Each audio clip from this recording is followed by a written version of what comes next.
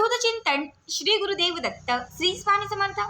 तुम्हा सर्वांचं आपल्या स्वामी शक्ती या चॅनलमध्ये मनापासून स्वागत आहे। स्वामी तुम्हा सर्वांच्या सर्व चांगल्या इच्छा पूर्ण करोत एवढी स्वामींच्या चरणी प्रार्थना करते आणि आपल्या आजच्या या नवीन आणि सुंदर व्हिडिओला पुन्हा एकदा नव्याने सुरुवात करते। फक्त बघा, आजच्या या व्हिडिओमध्ये मी खास तुम्हाला लक्ष्मी प्राप्तीसाठी, घरामध्ये असलेलं जे दारिद्र्य आहे ते दारिद्र्य संपण्यासाठी, घरामध्ये बरकत येण्यासाठी, घरातील कोपरा आणि कोपरा धनधान्याने भरण्यासाठी आणि आपल्या घरामध्ये सदैव सुख, शांती, समृद्धी, ऐश्वर्य, संपत्ती ह्या सगळ्यांची प्राप्ती होण्यासाठी विशेष असणारा प्रभावी उपाय सांगणार आहे। बघा, आपल्यापैकी बऱ्याच ताई आणि दादांच्या कमेंट्स असतात की ताई आम्ही खूप कष्ट करतोय, आम्ही खूप मेहनत करतोय, मात्र तरीही आमच्या घरामध्ये लक्ष्मीची प्राप्ती होत नाहीये, आमच्या आयुष्यामध्ये पैसाच येत नाहीये, पैसा आलाच तर तो टिकतच नाही। कुठल्या ना कुठल्या मार्गाने आमच्या आयुष्यातून, आमच्या घरातून पैसा हा सतत निघून जात आहे। लक्ष्मी स्थिर होण्यासाठी आणि लक्ष्मी प्राप्त होण्यासाठी आम्हाला काहीतरी सेवा सांग। आजच्या या व्हिडिओमध्ये मी तुम्हाला लक्ष्मी प्राप्तीसाठी आणि ती स्थिर होण्यासाठीच एक विशेष महत्त्वाचा उपाय सांगणार आहे। बघा, बऱ्याच वेळा आपण खूप कष्ट करतो, दिवस रात्र कष्ट करतो, घरात 4 व्यक्ती आहेत, 5 व्यक्ती आहेत, सगळे कमावते असतात, सगळे व्यक्ती कमावतात, मात्र तरी पण आपले जे दिवस आहेत ते बदलत नाहीत। अर्धा आयुष्य जातं, भाड्याच्या घरात राहतो, स्वतःचं घरही होत नाही, एखादी गाडी घ्यायची इच्छा असते पण ती गाडीही होत नाही, कारण आपण जे कष्ट आणि मेहनत करतोय त्याला नशीब साथ देत नाही। बघा, जेव्हा आपण कष्टांसोबत उपाय करतो, सेवा करतो, तेव्हा आपल्या नशिबाला, आपल्या कष्टाला, आपल्या मेहनतीला नशिबाची आणि भाग्याची साथ मिळते। त्यामुळे जितके तुम्ही कष्ट करता, जितकी तुम्ही मेहनत करता, त्यासोबत उपाय आणि सेवा करणंही महत्त्वाचं आहे। जर तुम्ही कष्टांसोबत उपाय आणि सेवा केल्यात तर नक्कीच तुमचे दिवस बदलतील, नक्कीच तुमच्या आयुष्यामध्ये माता लक्ष्मीची कृपा होईल, तुमच्या इच्छित मनोकामना पूर्ण होतील, तुमच्या आयुष्यामध्ये जे जे हवं ते सगळं काही तुम्हाला मिळत जाईल।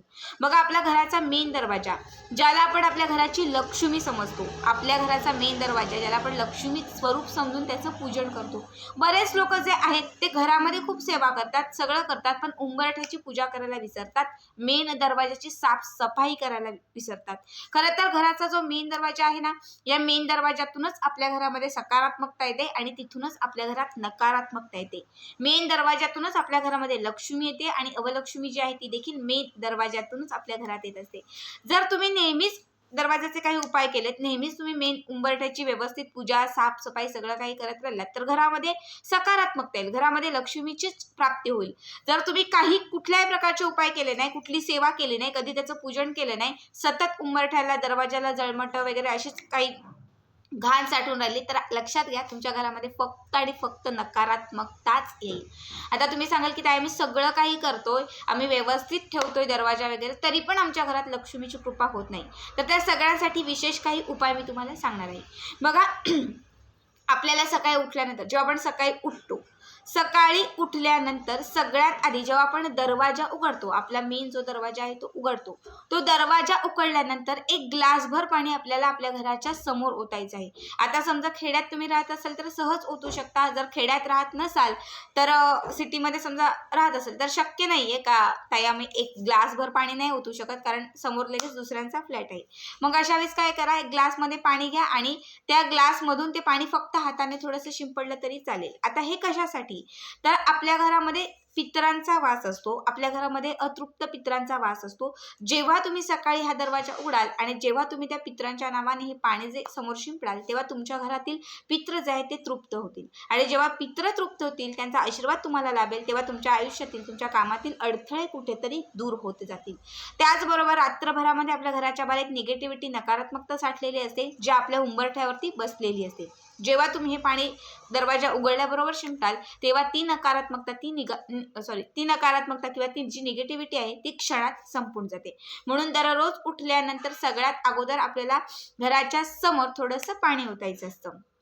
त्याचबरोबर आपल्याला एक काम करायचं आहे, एक स्प्रे बॉटल भेटते बघा, कुठेही तुम्हाला भेटेल, ती बॉटल घ्या, त्याच्यामध्ये पाणी घाला, त्याच्यामध्ये थोडंसं गोमूत्र घाला, गंगाजल घाला आणि त्याच्यासोबत कापराच्या वड्यांचा जो चुरा आपण करतो, म्हणजे कापराच्या वड्या घ्या थोड्याशा अशा चुरा, आणि त्या चुरा तो जो चुरा होईल तो देखील त्या स्प्रे बॉटलमध्ये घाला. आणि रोज सकाळी उठल्यानंतर आपला जो मेन उंबरठा आणि मेन दरवाजा आहे त्याच्यावरती हे पाणी स्प्रेड करायचं आणि संपूर्ण उंबरठा आणि दरवाजा जो आहे तो पूर्ण साफ करून स्वच्छ करून घ्यायचा, पूर्ण पुसून घ्यायचा. ठीक आहे, ही सवय दररोज लावून घ्या, दररोज. त्याचबरोबर घराच्या आतील जे 4 कोपरे असतात या 4 कोपऱ्यांना देखील हे जे पाणी आहे हे स्प्रेड करायचं.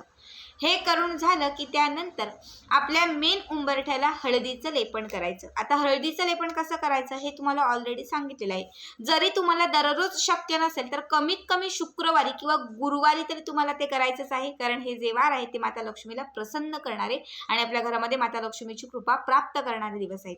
त्यामुळे शुक्रवारी किंवा गुरुवारी दोघांपैकी एक दिवशी जरी तुम्ही उंबरठ्याला हळदीचं लेपन केलं तरीही चालेल. ठीक आहे. शिवाय आपल्याला काय करायचं आहे तर मेन उंबरठ्याची रोज पूजा करायची. बघा, हळदीचं लेपन नाही केलं तरी मेन उंबरठ्यावरती रोज तुम्हाला 2 फुलं ठेवायचे, हळद कुंकू अर्पण करायचे, दोनही हातांनी नमस्कार करायचा आहे. त्याचबरोबर आपल्याला उंबरठ्याच्या समोर एक शुद्ध तुपाचा किंवा तेलाचा दिवा प्रज्वलित करायचा आहे. जसं आपण देवघराच्या समोर दिवा लावतो, तुळशीच्या समोर लावतो, तसं दररोज आपल्याला सवयच लावून घ्यायची आहे की मेन दरवाजाच्या समोर एक तरी मी दिवा लावणारच, कारण ती आपली घराची खरी लक्ष्मी आहे. पुन्हा एकदा सांगते, तिथूनच लक्ष्मी आपल्या घरामध्ये प्रवेश करत असते. जर तुम्ही असे पूजापाठ व्यवस्थित जर तुम्ही मंत्र स्तोत्र केले, नेहमीच हा दरवाजा जर तुम्ही स्वच्छ असा ठेवलात तर नक्कीच तुमच्या घराकडे माता लक्ष्मी धावून येईल. माता लक्ष्मी तुमच्या घरामध्ये सदैव आकर्षित होईल. त्यासोबत बघा, आता एक चिन्ह आपल्याला काढायचं आहे. हे चिन्ह कुठलं, यासाठी आपल्याला रांगोळी लागणार नाही, यासाठी दुसरं काहीच नाही, तर आपल्याला फक्त हळद लागणार आहे, ती पण सुकी हळद.